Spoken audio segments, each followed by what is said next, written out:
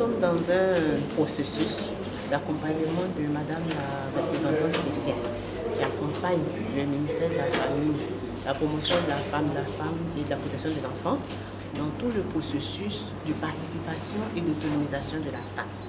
Nous nous sommes rencontrés dès le début de notre mandat.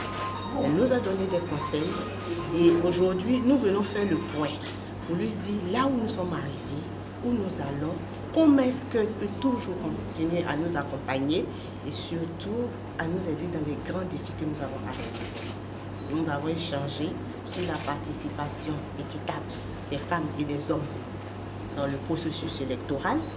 Nous avons échangé sur la méthodologie à prendre en compte pour y arriver et nous a assuré vraiment de son accompagnement.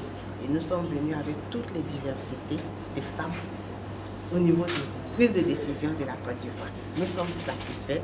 Nous sommes à quelques mois des élections et nous allons vraiment mettre l'accent sur tout ce que nous sommes dit en nous accompagnant mutuellement.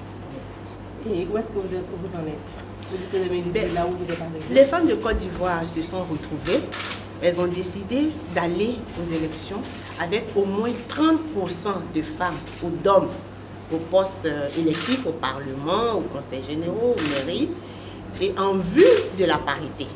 Elles ont demandé que cette loi puisse passer pour qu'on puisse l'appliquer.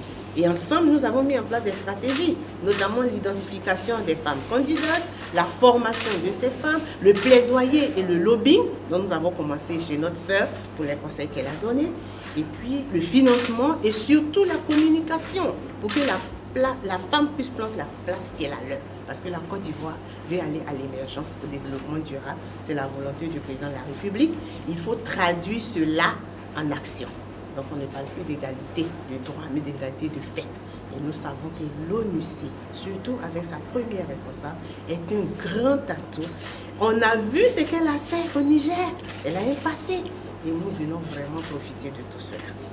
C'est juste réitérer l'engagement du système des Nations Unies en général et de l'ONUCI en particulier pour accompagner les femmes ivoiriennes et plus précisément le ministère de la famille, de la femme et de la protection de l'enfant dans la mise en œuvre de l'ambitieux mais combien nécessaire programme qu'ils ont pour la participation de la femme à la vie politique ici en Côte d'Ivoire.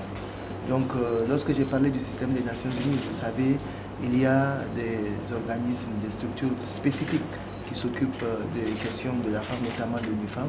Et nous, à l'ONUCI, de par le mandat que le Conseil de sécurité nous a donné, nous intervenons aussi pour accompagner le ministère dans ce domaine-là.